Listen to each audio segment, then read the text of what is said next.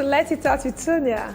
On today's episode, we'll be looking at excessive homework for school children. Does it really have side effects or not? Let's find out from our guest, a lecturer from Lagos State University, Mr. Jacob Adeoye. Welcome to Let It Out with Tonya. Thank you. So we want to look at the excessive homework for school children. So what do you have to say on that? Well, the idea of homework originated from the old schooling system that would close at 1 o'clock. And then by 1:30, students will go on break, they'll have their lunch, and then by 2, they're on their way home. Okay. So the idea of homework now, the idea was that from 2 o'clock, they'll have nothing to do with school until the next morning. Okay. So that they don't lose sight of everything they've learned. Okay. So you now have this thing that while you're at home, think about this to remind you of what you learned during the day.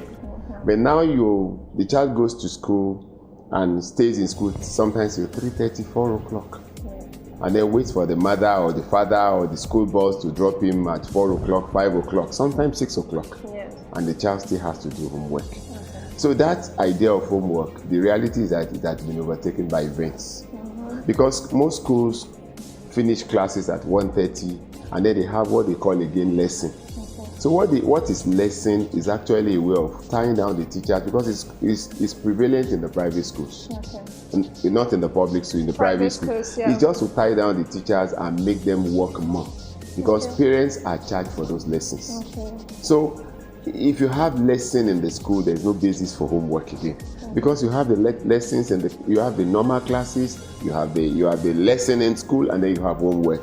So the child is loaded with too much. A child who is 3, 4, 5 years goes to school at 7 o'clock in the morning, comes home at 4 o'clock, and he still has homework. Let's look at it. Is it fault from the parents or the school? Because some people think that the school is actually shifting their responsibility to the parents. It's a societal problem. Okay.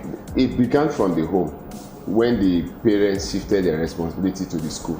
Okay. You have to take your child, drop your child in school, sometimes by 6 o'clock, 7 o'clock, because you have to resume at work at 8 o'clock. Yes. And because you will still be at work till 4. Okay. Even if the schools will close at 1:30, 2 o'clock, you want them to still keep your child till 4, 4:30. Okay. Because you are not getting home till 5, 6 o'clock. So the problem started from the home. Okay. Parents shifted their responsibilities to the school. Okay. And then the schools can't cope with the enormity of the problems they have been saddled with. Yeah. So they have to still send some back to the same parents again. So it's a societal problem. Okay. The parents are part of the society, the schools are part of the society, the children are part of the society. It's a societal problem. Okay, now what impact does this thing have on the children? Negative. Okay. Negative, because the child is loaded with too much. All right. The child does not have the time to digest what he has learned. The child does not have time to play.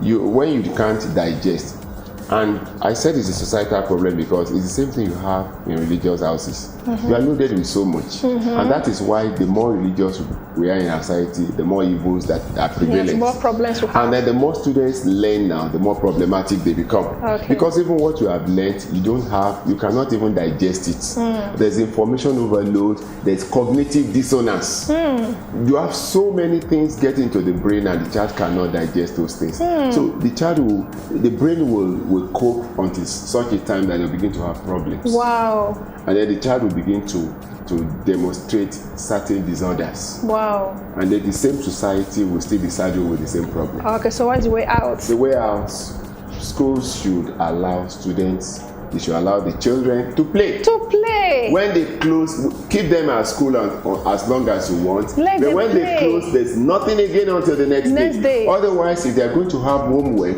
be sure that you have at least 2 or 3 periods during school periods for the children to play, for the children to recreate, for the children to rest, for the children to be involved in activities that are not study centered. That's the solution. All right, thanks, Mr. Adeoye, for enlightening us on that topic. All right, so this is all we can take out of today's episode on Let It Out with Tonya. Please watch more episodes on Let It Out with Tonya.